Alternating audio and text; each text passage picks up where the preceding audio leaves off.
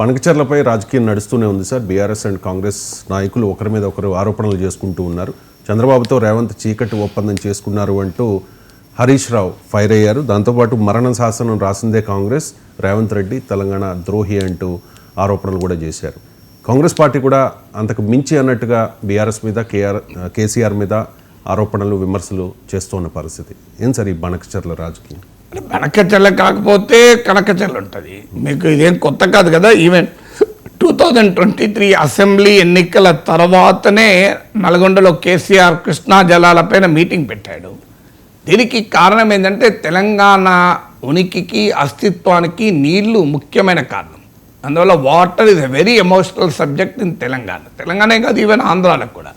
తెలంగాణకు వచ్చే వరకు రాష్ట్ర ఉద్యమానికి ఉనికి అస్తిత్వమే మీకు వాటర్.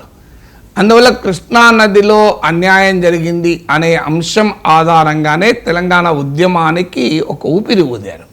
సో ఈవెన్ మీకు ఉమ్మడి రాష్ట్రంలో కూడా ఇది ఒక పెద్ద చర్చనీయాంశమైంది. ఎందుకంటే కృష్ణా నది మహబూబ్ నగర్లో ప్రవేశిస్తుంది. అన్ఫార్చునేట్లీ అక్కడ కరువు, వలసలు. కానీ కృష్ణానది ప్రకాశం బ్యారేజ్ దాటినాక 2 పంటలకు నీళ్ళు ఇస్తుంది.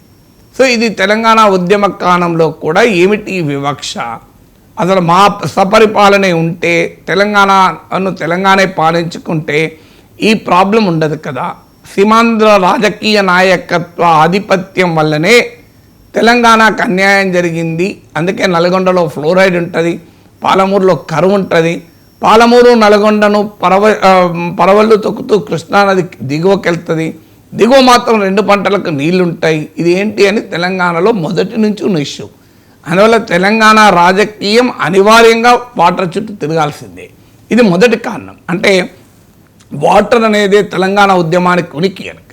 రెండవది ఏంటంటే తెలంగాణ ఉద్యమము ద్వారా రాష్ట్రం ఏర్పడింది.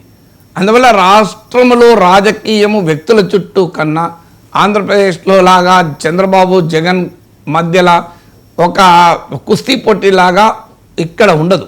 ఇక్కడికి వచ్చేవరకు ఏంటంటే రాష్ట్రం ఏర్పడింది కనుక తెలంగాణ అస్తిత్వవాదము ఆధారంగా ఇక్కడ రాజకీయాలు ప్రభావితం చేస్తుంటాయి. ఇందులో వ్యక్తుల మధ్య ఘర్షణ ఉన్నా మూలము ప్రాతిపదిక ఆ వ్యక్తుల మధ్య ఘర్షణ కూడా తెలంగాణ అస్తిత్వ ఆధార ఘర్షణగా ఉంటుంది. మీరు అక్కడ చూడండి, చంద్రబాబు నాయుడు జగన్ను తిట్టడానికి వాడుతున్న ఆయుధాలేంటి? ఈయన ఒక భూతం. సో ఈయన సింగయ్య కారు కింద పడ్డా అమానుష్యంగా ప్రవర్తించాడు, ఈయన ఒక నేరస్తుడు, నేరపూరిత రాజకీయం. ఇలా కంప్లీట్లీ జగన్ వ్యక్తిగతంగా టార్గెట్ చేస్తూ చంద్రబాబు నాయుడు రాజకీయం ఉంటుంది. చంద్రబాబు నాయుడు వ్యక్తిగతంగా టార్గెట్ చేస్తూ జగన్ రాజకీయం ఉంటుంది. ఈయన వెన్నుపోటుదారుడు, ఏది నిజం చెప్పాడు, హామీలు ఇస్తాడు, మోసం చేస్తాడని వాళ్ళు. కానీ ఎక్కడ మీరు తెలంగాణకు వచ్చే వరకు రేవంత్ రెడ్డి వర్సెస్ హరీష్ రావు, రేవంత్ రెడ్డి వర్సెస్ కేటీఆర్ చూడండి, ఇలా ఉండదు.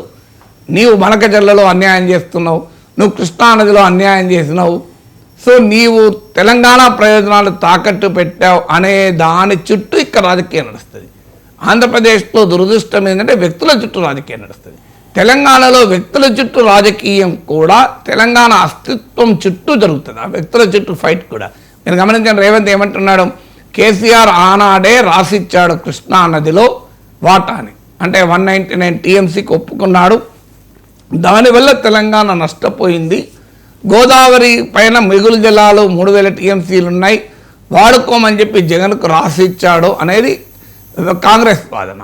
లేదు, ప్రగతి భవన్లో పిలిచి చంద్రబాబు నాయుడుతో రేవంత్ ప్రభుత్వం చర్చలు జరపడం వల్ల మీకు అప్పుడే బనకచర్లకు కాంగ్రెస్ ఒప్పుకుంది అనేది బీఆర్ఎస్ వాదన. సో అందువల్ల ఇద్దరు కూడా మీరు తెలంగాణకు ద్రోహం చేశారంటే మీరు తెలంగాణకు ద్రోహం చేశారు అనే ఒక నరేటివ్ బిల్లు చేయాలనేది కాంగ్రెస్ బీఆర్ఎస్ వాదన. సో ఇద్దరూ కలిసి వాస్తవంగా కేంద్రాన్ని పరిష్కరించమని చెప్పాలి. ఎందుకంటే water is not it inter state రివర్స్ను 2 రాష్ట్రాలు కూర్చొని పరిష్కరించుకోవడం అంత సులభం కాదు. అఫ్కోర్స్ అపెక్స్ కౌన్సిల్ లాంటి వ్యవస్థలు ఉన్నా 2 రాష్ట్రాల్లోనూ కూడా ప్రజల బలమైన సెంటిమెంట్ ఉంటుంది. అందువల్ల ఎక్కడైనా మీకు చూడండి, మీకు యమునా నది విషయంలో హర్యానా ఢిల్లీల మధ్య కానీ, మీకు కావేరీ నది విషయంలో కర్ణాటక తమిళనాడు మధ్య కానీ, ఇలా ఎక్కడైనా మీకు నదులో ఇంటర్ స్టేట్ రివర్స్లో ఆ వివాదం ఉంటుంది. ఇంటర్నేషనల్ రివర్స్లో మీకు ఇంటర్నేషనల్ వివాదాలు కూడా ఉంటాయి. ఇప్పుడు జీలం చీనా మీకు వీటిపైన ఇండస్ సింధు నదీ జలాలపైన భారత్ పాకిస్తాన్, తీస్తా నదీ జలాల విషయంలో భారత్ బంగ్లాదేశ్, గంగా నదీ జలాల విషయంలో భారత్ బంగ్లాదేశ్, బ్రహ్మపుత్ర నది విషయంలో చైనా భారత్, ఇలా ఎక్కడైనా అంతర్జాతీయ నదులపైన అంతర్జాతీయ వివాదాలు ఉంటాయి. అంతర్రాష్ట్ర నదులపైన అంతర్రాష్ట్ర వివాదాలు ఉంటాయి. ఇప్పుడు మీకు పోలవరం పైన ఒరిస్సా ఛత్తీస్గఢ్ అభ్యంతరాలు చెప్పలేదా? మీకు గోదావరి విషయంలో బాబ్లీ ఇష్యూ పైన తెలంగాణ ఉమ్మడి ఆంధ్రప్రదేశ్కి మహారాష్ట్ర ఘర్షణ లేదా? అందువల్ల it is a part of ఇప్పటికీ కూడా అప్పర్ తుంగా విషయంలో కర్ణాటక ప్రాజెక్టులకు కేంద్రం అనుమతిస్తోంది. ఇది అప్పర్ భద్ర అప్పర్ తుంగా ఇది మాకు నష్టమవుతుందని తెలంగాణ అనడం లేదా? సో అందువల్ల రాష్ట్రాల మధ్య ఉండే నదీ జలాల వివాదాలని కేంద్రం పరిష్కరించాలి. అన్ఫార్చునేట్లీ కేంద్రానికి కూడా రాజకీయ ప్రయోజనాలు ఉంటాయి కనుక మాకు తెలంగాణకు అనుకూలంగా ఉంటే ఆంధ్రాలో పొలిటికల్గా నష్టం, ఆంధ్రాలో అనుకూలంగా ఉంటే తెలంగాణలో నష్టం అని చెప్పి కేంద్రంలో అధికారం ఉన్న బీజేపీ మీరిద్దరు తేల్చుకోండి అని అంటారు. ఇద్దరు ఎట్లా తేల్చుకుంటారు? అది ప్రాక్టికల్గా జరిగే పని. సో అందువల్ల మీకు ఇప్పటికీ కూడా తెలంగాణ ఏర్పడినప్పటి నుంచే డిమాండ్ ఉంది. మేము రాష్ట్రము ప్రాతిపదికగా ట్రిబ్యునల్స్ వాటర్ని డిస్ట్రిబ్యూట్ చేస్తాయి. కృష్ణా గోదావరి జలాలను డిస్ట్రిబ్యూట్ చేసినప్పుడు తెలంగాణ అనే రాష్ట్రం ఏర్పడలేదు కనుక వాటిపైన చర్చ జరగాలి, మాకు తెలంగాణ కూడా ఒక పార్టీగా చేర్చాలి అని ఈవెన్ తెలంగాణ సుప్రీంకోర్టు దాకా కూడా పోయింది. కేంద్రం హామీ ఇచ్చింది, మీరు సుప్రీంకోర్టు నుంచి విత్డ్రా చేసుకుంటే మేము దీన్ని ట్రిబ్యునల్కి రెఫర్ చేస్తామని. ఇంతవరకు అది జరగడం లేదు. సో అందువల్ల unless Krishna Godavari tribunals make a fresh look at the water, ఇది ప్రాక్టికల్గా సాల్వ్ కాదు. మీకు ఇది ఇలాగే ఉంటుంది ఈ గోళ. అప్పటిదాకా నరేటివ్ బిల్డింగ్, నీవు రాష్ట్రానికి అన్యాయం చేసావంటే నీవు రాష్ట్రానికి అన్యాయం చేశావు. జగన్కు కేసీఆర్కు ఉన్న సాన్నిహిత్యాన్ని తమ ఆయుధంగా కాంగ్రెస్ మలుచుకోదలుచుకుంది.